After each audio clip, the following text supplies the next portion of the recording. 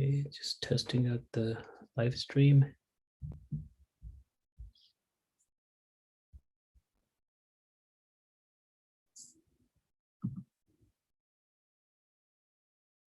Okay, just testing.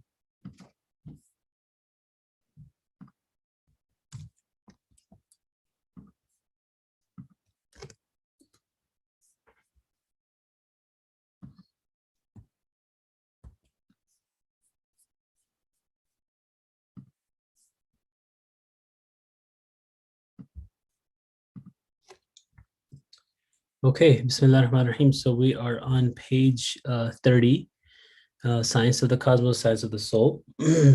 And the section is Basic Findings. Again, the author is William Chittick.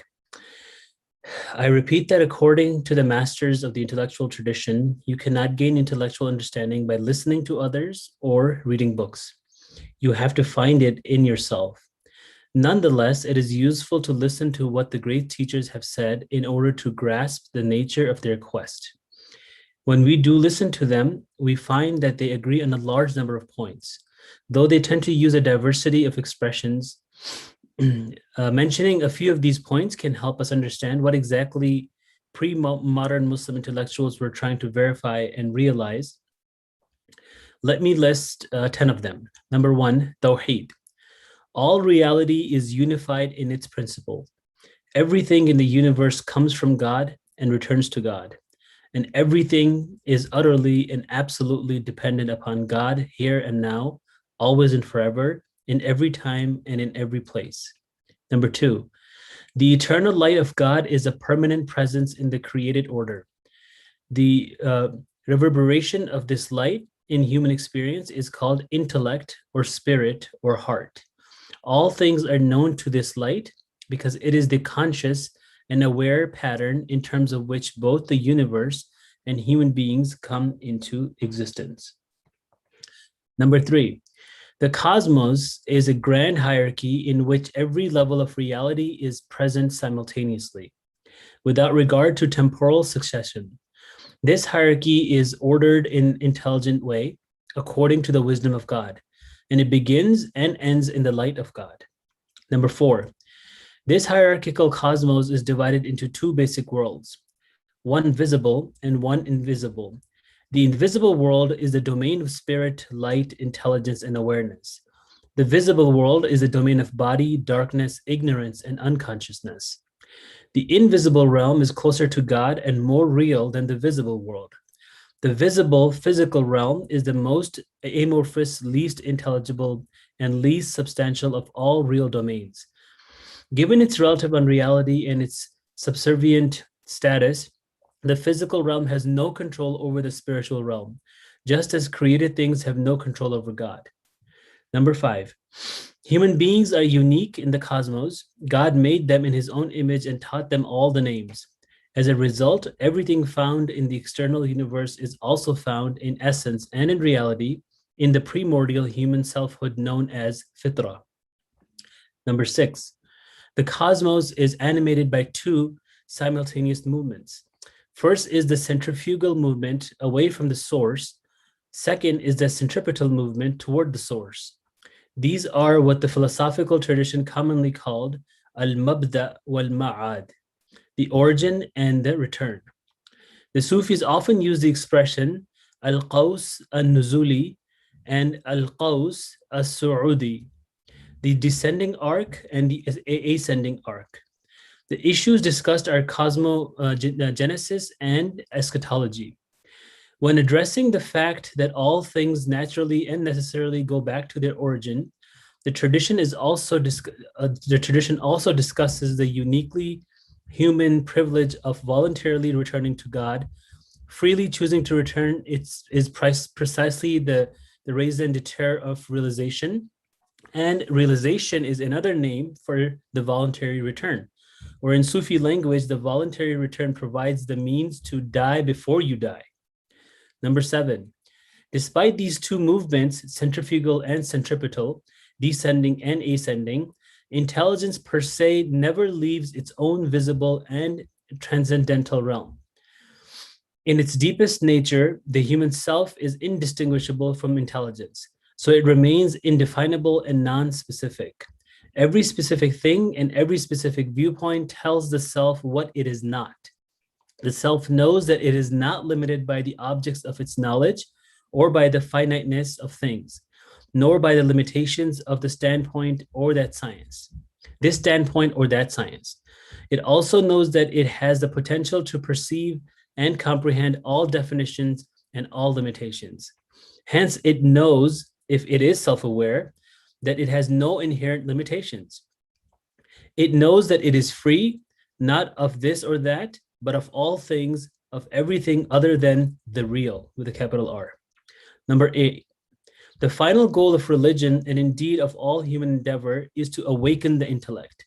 Awareness of whatever sort is nothing but a glimmer of intellect, and there are infinite degrees of awakening. People are diverse in their aptitudes for finding the divine light within themselves. The teachings of prophets, sages, and avatars are addressed to all people and are meant to guide everyone to the light. Following these teachings properly and sincerely will ensure that people find the light in a congenial manner after death. The intellectual tradition is designed to guide those who have the capacity to develop their self-awareness through realization here and now, without waiting for the promises of the afterworld. Number 9, our individual selves are identical with our awareness of things.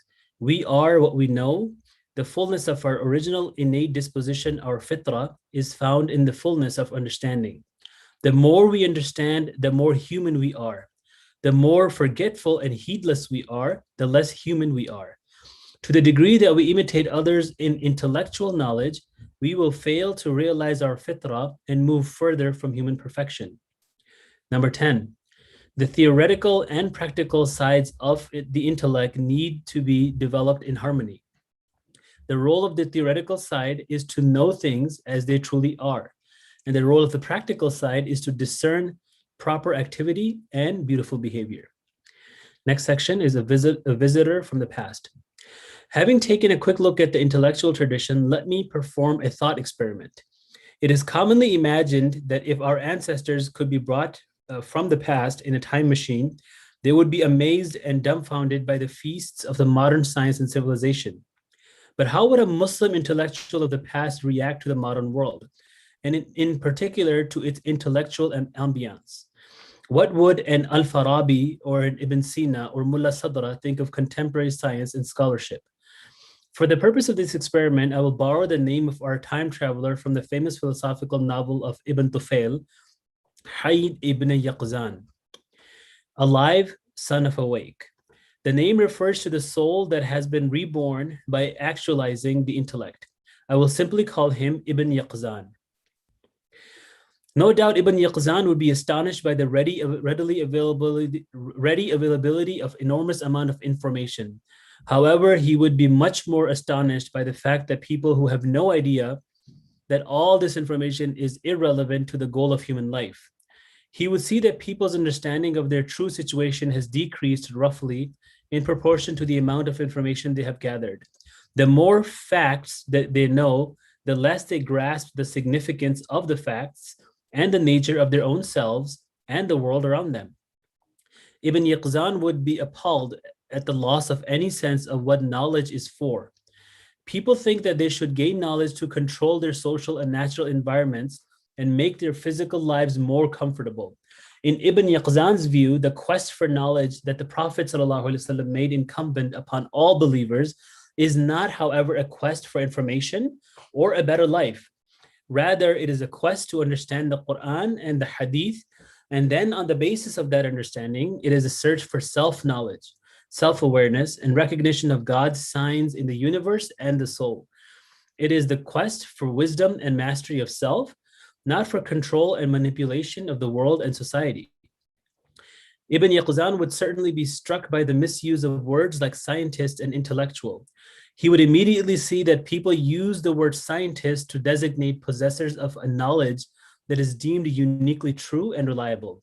He would see, however, that scientific knowledge is simply a means for understanding appearances so that they can be manipulated to achieve the desires of human egos. To him, it would seem that what people call quote unquote science is strikingly similar to what in his times was called sorcery.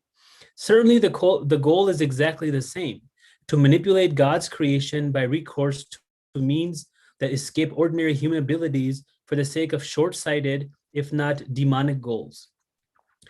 As for the word intellectual, he would think that an intellectual is someone who knows God, the world, and the human soul on the basis of realization, not imitation.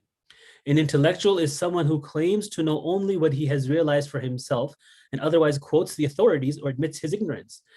Ibn Yaqzan would see, however, that modern scientists, intellectuals, and scholars have acquired all their knowledge by imitation, not realization. They take what they call facts from others without verifying their truth, and then they proceed to build their own theories and practices on the basis of these borrowed facts, producing an endless proliferation of new facts that go back to no firm foundation. Experts in the modern scientific and the critical disciplines do not know things as they are, but rather in terms of the consensus of their colleagues, mathematical constructs, theoretical fantasies, and ideological presuppositions. Ibn Yaqzan would think that the modern learned classes imagine that they know all sorts of things, but in fact, they know nothing. Verified and realized knowledge carries with itself, with it, the self-evidence of certainty. But people have no certainty about anything. Since all their information and learning is of the transmitted variety, they do not know for themselves and in themselves. Ibn Yaqzan would be amazed at the blatant polytheism that drives mental and social endeavor. He would see that the modern world asserts a great multiplicity of gods and respectable scientific sounding names like development and progress. Instead of a worldview of Tawheed, he would see a worldview of Takfir. He would quickly understand that the diverse technical, scientific, social, and political solutions that are offered to bring peace and harmony to the world simply intensify the reign of Takfir. Ibn Yaqzan would be astonished that even scholars and scientists who consider themselves religious are convinced that the only way truly to know something is to begin with the many, not the one. In his intellectual tradition, all thinking began with the understanding of the primal unity that lies beneath and beyond surface multiplicity and gives meaning to all things, from stars and celestial phenomena to minerals and plants, from prophetic teachings to logic and mathematics. But he would see religious people claiming that modern science does not contradict the primal unity because it is simply a quote unquote method or a way to understand mechanisms and workings. He would wonder at a blatant polytheism that thinks that there can be any real understanding of the many apart from the one. How can we deal with methods and mechanisms without reference to the creator of the mind that devises the methods and mechanisms and without reference to the goals and aspirations of the devising mind? All this is to set up a series of independent realities and to set up realities, objects, and methods without demonstrating explicitly how these are subservient to the laws of the one is precisely takfir. Along with the multiplicity of gods called by abstract, respectable names, Ibn Yaqzan would see ranks upon ranks of priests serving the gods and encouraging their followers to immerse themselves in dispersion and confusion. He would see that each priesthood jealousy guards its esoteric knowledge from the common people. He would also notice that, however, that the common people who consider themselves among the enlightened few in history no longer believe in priests. Hence, the priests called themselves doctors, surgeons, physicists, biologists, engineers, sociologists, political scientists, programmers, lawyers, professors, and experts. Ibn Yaqzan would be surprised that so many people think that these priests have a sacred, transmitted knowledge that is worthy of imitation and blind obedience. Ibn Yaqzan would be coming from a religious tradition that has a dim view of priests in the first place. He would not be surprised to see that each contingent of priests contends with the others for a greater share of wealth, prestige, and social control. He would perhaps be impressed by the enormous sanctuaries that they have built for themselves in the names of their gods, the great cathedrals of medicine, technology, and scholarship. However, he would be horrified by the ugliness of the buildings and unspeakable rituals that some of these priests force upon their followers, such as last rites reserved for the believers in medicine. To make a long story short, Ibn Yaqzan would be appalled not only by the misguided beliefs of the common people, but also by the sophisticated takfir of the learned classes. In both cases, he would see that people have lost any sense of what is truly real. He would be shocked by the way people immerse themselves in meaningless hopes and illusory endeavors. He would be dismayed by the willful blindness toward the permanent, everlasting, omnipresent reality that is the intelligent and the intelligible light of God. He would be aghast at the loss of any sense of the hierarchical structure of the cosmos and the soul, at the flattening of the world that makes material appearance seem to be the only reality. He would be astonished that the people have surrendered their freedom to the esoteric knowledge of priests. He would be amazed that a class known as quote unquote intellectuals think that Tawheed and all that was considered worthy of aspiration in the past times were misguided delusions, self-serving fantasies, rationales for social injustices, and epiphenomena of psychological contingencies. As for the Muslims living in the modern world, he would be dumbfounded that most of them accept the gods and priests just like the non-Muslims. He would perhaps sadden them the most. However, what would perhaps sadden him the most, however, is that Muslim parents have lost any sense of how to guide their children on the path of Tawheed. They have come to believe that religion means ignorance and superstition, and that studying the Islamic heritage is a total waste of time since it has been replaced by the scientific knowledge. They refuse to allow their children to study religion except when all other avenues of advancement are barred. Medicine, science, engineering, and business administration are the professions of choice, and in North America at least, law, since lawyers make a lot of money too. So instead of encouraging their children to search for knowledge of God in his guidance, they insist that they join one of the priesthoods. The learnings that their children gain is still of the transmitted variety, but joining the priesthood of doctors is much more respectable, not to mention lucrative, than becoming a Muslim cleric. After taking a quick look around, Ibn Yaqzan would no doubt be anxious to return to a world that has preserved some sense of proportion. Chapter 3, the rehabilitation of thought. Few authors have left as deep as impression on modern day Muslim thinking in the Indian subcontinent as Allama Iqbal. Given his laudable efforts to reformulate the basic theoretical teachings of Islam in a manner that would be appropriate for the modern times, especially his reconstruction of religious thought in Islam, I would like to take an occasion of this lecture in a series named after him to reflect on 35 years of studying Islamic thought. The questions I asked myself in preparing the talk went something like this. Is there anything about traditional Islamic thought that makes it more than an historical curiosity? Is it relevant to the very real and concrete problems that all human beings, not just Muslims, face at the beginning of the 21st century? Should Muslims continue the common practice acquired in the 19th and 20th centuries of ignoring their own intellectual heritage and attempting to reformulate Islamic teachings? My general answers to these questions is that Islamic thought is indeed far more than a historical curiosity.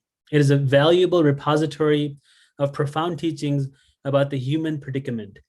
Not only is it relevant to the contemporary concerns, it is far more relevant than any other sciences, technologies, and ideologies that occupy the minds of the most contemporary thinkers, Muslims or otherwise. In fact, traditional Islamic thought is so relevant to Muslim attempts to deal with contemporary issues that if it is not recovered and rehabilitated, authentic Islamic thinking will cease to exist. In other words, there will be no escape from what dominates most contemporary Islamic thought already, which is warmed over ideology disguised by a veneer of Islamic rhetoric. If genuine Islamic thought ceases to exist, the religion of Islam will lose touch with its living roots and no longer function as an alternative to modernity. One might think that this would be a good thing. Is this not precisely what the reconstruction of Islamic thought is all about?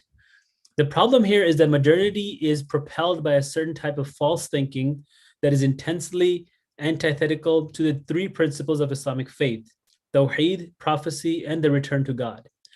The antidote to false thinking is not blind faith in new forms of transmitted knowledge, but rather true thinking. Any sort of true thinking must be anchored in the nature of reality itself, which is expressed Islamically in the three principles. To think in Islamic terms, one needs to reconnect one's thought to the transcendent truth from which Islam draws sustenance. This needs to be done not only by having recourse to the guidelines set down in the Quran and the Hadith, but also by seeking help from the great Muslim intellectuals of the past, those who employed the Quran and the Hadith to clarify the proper role of thought in human affairs. Thought. To explain what I mean by the proper role of thought, I need to recall the primary position given to thought throughout Islamic history. By quote unquote thought, I mean human ability to be aware of things and to articulate this awareness in concepts and language. For those familiar with Islamic worldview, it is not too difficult to see that thought has always been considered the single most important component of human life, and that it must be attended to before all else. The primacy of thought is made explicit in the first half of the Shahada, the testimony of faith. There is no God but God. This is the one truth upon which all of Islam depends. The Tawheed that is expressed here is not contingent upon the facts and events of the world. It is essentially a thought, a logical and coherent statement about the nature of reality. In the Quranic view of things, Tawheed guides the thinking of all human beings inasmuch as they are true to their innate disposition, fitrah. Every messenger from God came to Tawheed in order to remind his people of their humanity.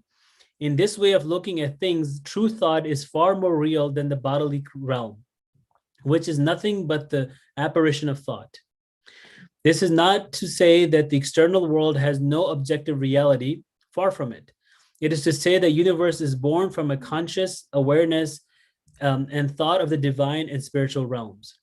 It should be obvious that by real thought, I do not mean the superficial activities of the mind, such as reason, reflective thinking, ideation, cogitation, and logical argumentation. Rather, I mean the very root of human existence, which is consciousness, awareness, and understanding. The Islamic philosophical tradition usually refer to this root as aql, intelligence. Thought in this sense is a spiritual reality that has being and life by definition. In contrast, the bodily realm is essentially dead and evanescent, despite the momentary appearance of life within it. Intelligence is aware, but things and objects are unaware. Intelligence is active, but things are passive. Intelligence is living, self-conscious, and dynamic, but things are empty of these qualities in themselves.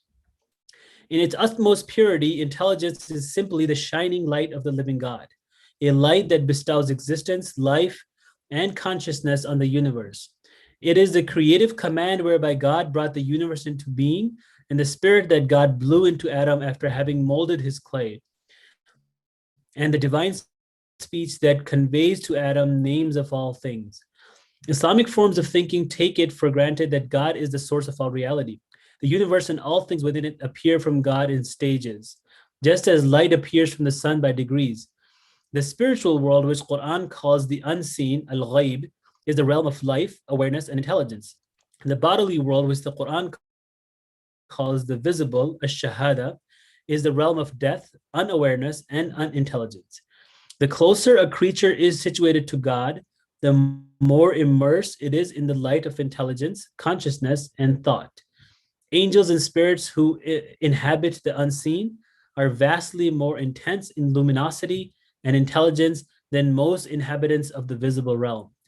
In this way of looking at things, human beings who were placed on the earth to be God's vicegerents, Khalifa, are nothing but thought. Their awareness and consciousness determine their reality. Their thoughts mold their nature and shape their destiny. The great Persian poet Rumi, a true master of the intellectual tradition, reminds us of thought's primacy in his verses. Rumi says, "Brother, you are this very thought. The rest of you is bones and fiber. If roses are your thought, you are a rose garden. If thorns, you are fuel for the furnace. If rose water, you will be sprinkled on the neck. If urine, you will be dumped in the pit." It is human nature to understand that we are essentially thought and awareness, but we forget it constantly. We are too preoccupied with our daily activities to stop and think. We are too busy to remember God and apply the principle of Tawheed to life, a principle that guides all true thought back to the one origin of thinking. Without the constant reorientation of thought by the remembrance of the one, people can forget their innate human disposition. If thought determines our present situation and our final outcome, what about the content of thought? Toward what end should thought be directed? The position of the Islamic tradition has always been that thought must be focused on what is real, and nothing is truly real but God, the real, al-haq. The whole activity of thought must be ordered and arranged so that it begins and ends with the supreme reality. Moreover, moment by moment thought must be sustained by awareness of the real. Forgetting God, one needs to recall, was Adam's sin. In his case, the sin was quickly forgiven because he immediately remembered. But most people do not remember, especially in modern times, and the consequences have been disastrous. As the Quran puts, they forget God, so God forgets them. Surah 9, verse 67. Being forgotten by God is to be cut off from the awareness of reality and to fall into illusion and unreality. True thought then accords with divine spirit that lies at the core of human awareness. It is to understand things as they are. Things can only be understood as they are if one is aware of them in the relation to the Creator who sustains them moment to moment. True thought is to see things in relation to God. This is precisely the meaning of Tawheed. Rumi tells us repeatedly about the proper object of thought, and he often reminds us that true thought is living intelligence or another kind of vision. Take these verses. Rumi says, "To be human is to see, the rest is only skin. To see is to see your beloved. If your beloved is not seen, better to be blind. If your beloved is not everlasting, better not to have one." Rumi is saying that human beings are governed totally by their awareness of goals and desires. Any thought, any vision, any understanding that is not informed and guided by the awareness of God's overwhelming and controlling reality loses sight of the nature of things and forgets the purpose of human life. The intellectual tradition. In speaking of the intellectual tradition, in speaking of traditional Islamic thought, I mean intellectual, not transmitted learning. As noted already, four main areas of inquiry dominated the concerns of the Muslim intellectuals: metaphysics, cosmology, spiritual psychology, and ethics. As for the various branches of the intellectual learning that resembled what we nowadays call science, they focused on the secondary issues pertaining to cosmology. Most Muslim intellectuals were not interested in such issues per se, but only in as much as they could throw light on the primary topics. The basic characteristics of Islamic intellectuality was its unitary vision. The various sciences were not understood as separate and independent realms of inquiry, but as complementary domains. The more one investigated the external world, the domain of cosmology, the more one gained insight into the internal world, the domain of spiritual psychology. The interrelationship among the fields of intellectual inquiry is especially obvious in these two realms. On the philosophical side of intellectual tradition, the importance of the interrelationship between cosmos and soul is already apparent in the expression al-mabda wal-ma'ad, the origin and the return, which was prominent enough to be the title of books by both Ibn Sina and Mullah Sadra, arguably the two greatest Muslim philosophers. As Islamic philosophy developed, the return of the soul to God, al-ma'ad, became more and more the focus of attention. Although Western scholars usually translate this as eschatology, the philosophers who discussed it were not primarily concerned with death, afterlife, and the resurrection. Rather, they wanted to understand and explicate the nature of ongoing and ever-present human ascent towards God.